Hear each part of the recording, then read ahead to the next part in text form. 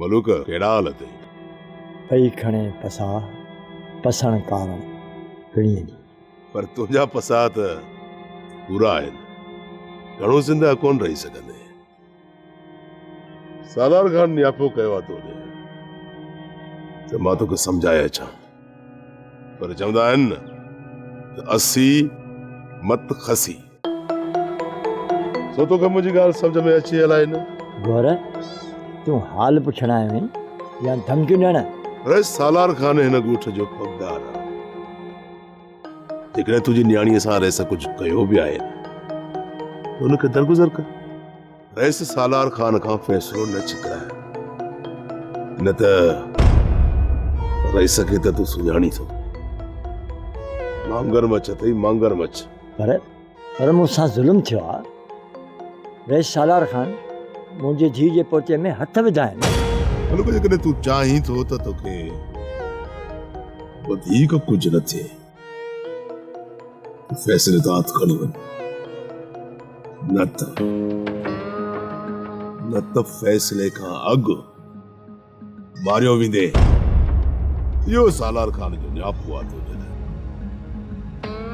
वधीक मर्ज़ीअ जो मालिक आहे ज़िंदगी ऐं मौत अल्लाह जे हथ में आहे मां तव्हांजे धमकियुनि खां ॾिजण वारो न आहियां छो तो पंहिंजे नसुलनि जी ज़िंदगी तबाह करे थोरो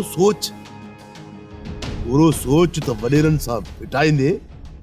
त छा तूं हिन ॻोठ में रही सघंदे गौर इहो तूं सुठो नथो करीं मां तुंहिंजी भलाई थो कयां वधीक तुंहिंजी मर्ज़ी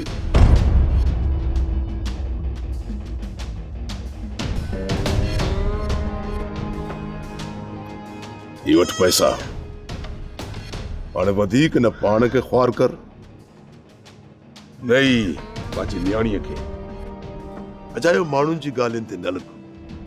माण्हुनि खे खपे शो मां त चवां थो अजायो मुफ़्त में मारजी वेंदे कफन बि नसीब न थींदी पैसा रख कम ईंदे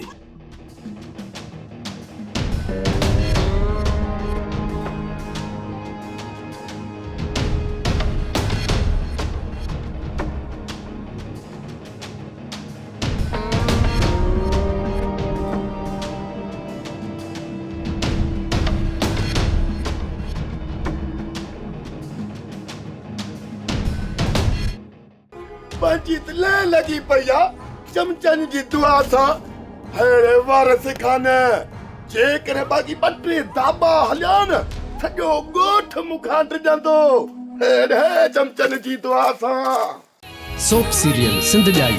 तमाम एपिसोड्स ॾिसो हाणे HD क्वालिटीअ में विजिट करियो असांजो YouTube channel Sindh TV HD drama